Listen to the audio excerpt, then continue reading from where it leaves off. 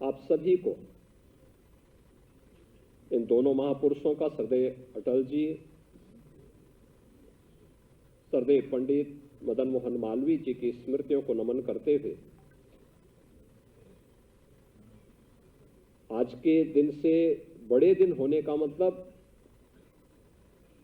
अब हमें ऊर्जा के लिए और अच्छा स्थान, अधिक समय तक भगवान सूर्य के दर्शन होंगे, इसकी बधाई देता हूं। और क्रिश्चियन समुदाय से जुड़े हुए सभी बंधु बांधवों को भी क्रिसमस की बधाई देते हुए अपनी शुभकामनाएं देता हूं।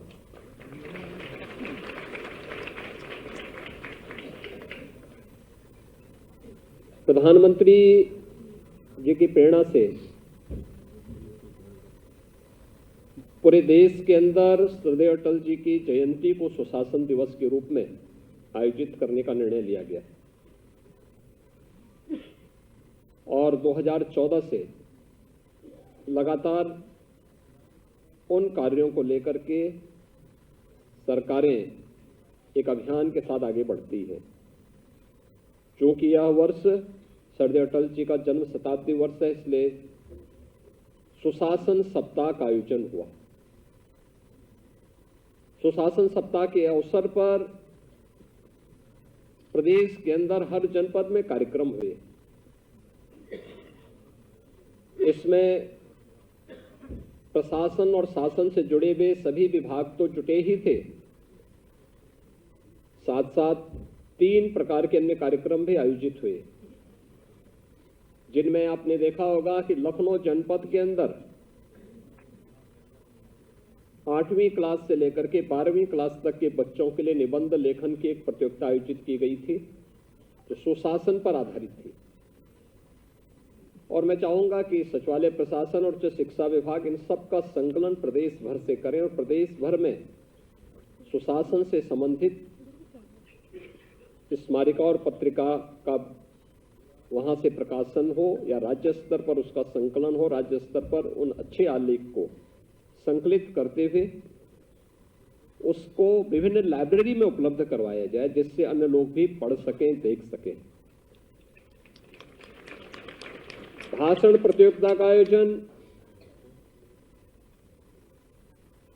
ग्रेजुएशन स्तर पर और पीजी स्तर के बच्चों के लिए किया गया था, जिसमें भी 3 बच्चे जनपद स्तर पर, प्रत्येक जनपद में 3-3 बच्चे जो सेलेक्ट हुए, उनको भी आज सम्मानित किया गया।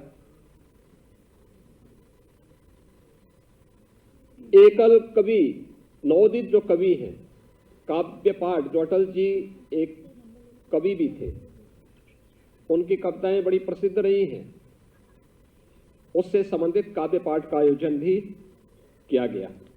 और मुझे प्रसन्नता है कि युवाओं ने इसमें बड़ी रुचि ली, समाज के प्रत्येक तबके ने रुचि ली।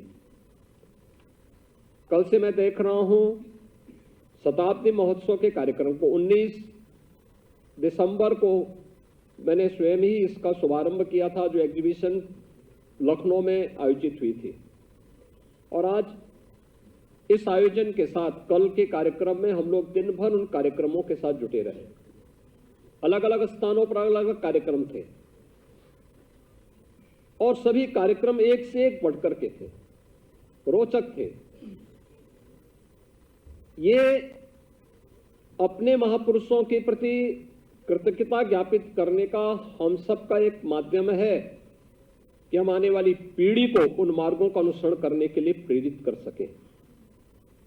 और आज का आयोजन जब पूरा देश और पूरा प्रदेश श्रद्धेय अटल जी की जन्म शताब्दी वर्ष के कार्यक्रम के साथ जुट रहा है, मुझे बताते हुए प्रसन्नता है कि जो यहां पे सुशासन सप्ताह का आयोजन किया गया था, इस आयोजन में शासन के जो विभिन्न विभाग उसमें भागीदार बने थे, उसमें 2,59,000 से अधिक जो लोक शिकायतें थी, उनका निस्तारण के लिए उत्तर प्रदेश में हुआ, जो देश के अंदर नंबर 1 पर रहा है। इस सभी देश के अंदर उत्तर प्रदेश इसमें नंबर 1 पर रहा है। और मुख्यालय स्तर पर, मंडल स्तर पर और तहसील स्तर पर भी इस अवसर पर 16,223 कार्यशालाओं का आयोजन अकेले उत्तर प्रदेश ने किया है। सुशासन सप्ताह के अवसर पर 9,06,800 से अधिक सर्विस डिलीवरी के आवेदन निस्तारित किए गए, जिसमें 105 जो गुड गवर्नेंस से संबंधित बेस्ट प्रैक्टिसेस थी, उन्हें 105 लोक शिकायतों के निराकरण की सफलता की कहानी और सोशल मीडिया पर 423 ट्वीट और 119 पीआईपी स्टेटमेंट और 36 विजन डॉक्यूमेंट डिस्ट्रिक्ट @100 अपलोड किए गए। इस अवसर पर ease of doing business, mission Karmayogi, सुशासन में आर्टिफिशियल इंटेलिजेंस व मशीन लर्निंग, साइबर सिक्योरिटी, सूचना का अधिकार का महत्व, नागरिकों को समयबद्ध रूप से सेवाएं उपलब्ध कराए जाने हेतु जो जनहित गारंटी की योजना है उससे संबंधित उसकी उपयोगिता के बारे में और शासकीय खरीद प्रोक्त में जेम पोर्टल, मानव संपदा पोर्टल आदि के विषय पर आधारित भी ये सभी कार्यक्रम इस अवसर पर लोगों को अवगत कराया गया था। और यह कार्यक्रम आयोजन होने के साथ अब हम इस मुख्य महोत्सव के साथ यहां पे जुड़े हैं। मुझे प्रसन्नता है कि लखनऊ के अंदर जिन बच्चों ने इस आयोजन में भागीदारी की और उनमें स्थान प्राप्त किया, आपने सुश्री स्नेहा तिवारी के काव्य पाठ को यहां पे सुना। उन्होंने काव्य पाठ प्रतियोगिता में प्रथम स्थान प्राप्त किया। वे महाराजा बिजली पासी राजकीय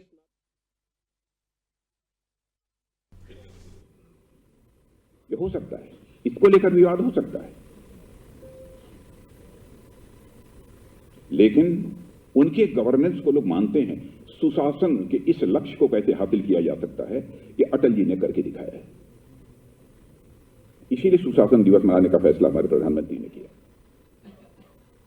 2014 से हमारी गवर्नमेंट आई है।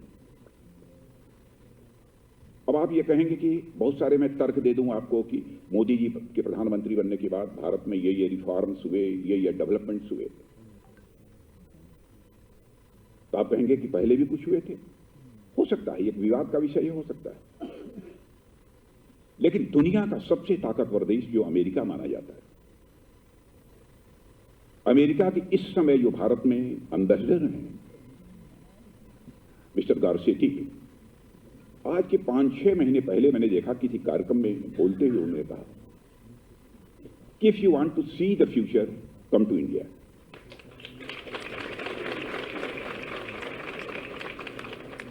If you want to feel the future, come to India. If you want to work on future, come to India. यह सुशासन के कारण ही हुआ है, यह सुशासन के कारण ही हुआ है, अन्य कोई दूसरा कारण नहीं है। हर व्यक्ति को अनुकूल संवेदना हो, माने सुख की अनुभूति हो, आनंद की अनुभूति हो, भयमुक्त वातावरण में वह काम कर सके। तो हमारी सरकारें, चाहे अटल जी की सरकार रही हो, चाहे हमारे मोदी जी की सरकार रही हो, हम लोग एक आइडियोलॉजी, एक दार्शनिक अवधारणा को लेकर चलने वाले लोग। वह दार्शनिक अवधारणा हमको पंडित दीनदयाल जी उपाध्याय ने दी थी, और उनका कहना था कि हर मनुष्य तन, मन, बुद्धि, आत्मा 4 चीजों को मिलाकर बना हुआ है। इन 4 की न्यूनतम आवश्यकताओं को पूरा कर दो, मनुष्य अपने जीवन में सुख की प्राप्ति करेगा, आनंद की प्राप्ति करेगा और परमानंद की भी प्राप्ति करेगा। तन की आवश्यकताएं, इंद्रियों की आवश्यकताएं, शरीर की आवश्यकताएं पूरी करने के लिए धन चाहिए, पैसा चाहिए। मैं बहुत डिटेल में नहीं जाना चाहता। मन की आवश्यकताओं को पूरा करने के लिए सुख, मन को कैसे प्राप्त हो, आनंद की अनुभूति कैसे हो, तो मन की भी आवश्यकताएं होती हैं, वो मन की आवश्यकताएं भी पूरी होनी चाहिए। और बुद्धि, व्यक्ति पागल होगा तो न तो सुख की अनुभूति होगी न दुख की अनुभूति होगी, इसलिए बुद्धि के सुख के लिए ज्ञान चाहिए। चौथी चीज आत्मा होती है। व्यक्ति आत्मिक दृष्टि से जितना बड़ा होता जाता है, अब मन और आत्मा इस दोनों को मैं डिफरेंशिएट नहीं करना चाहता, लेकिन इसको डिफरेंशिएट कर सकता हूं। जैसे जैसे बड़ा होता जाएगा आपका मन, वैसे उसे आपको सुख और आनंद की अनुभूति होती जाएगी। जैसे इसीलिए श्रद्धेय अटल बिहारी वाजपेयी जी ने कहा था, छोटे मन से कोई बड़ा नहीं हो सकता, टूटे मन से कोई खड़ा नहीं।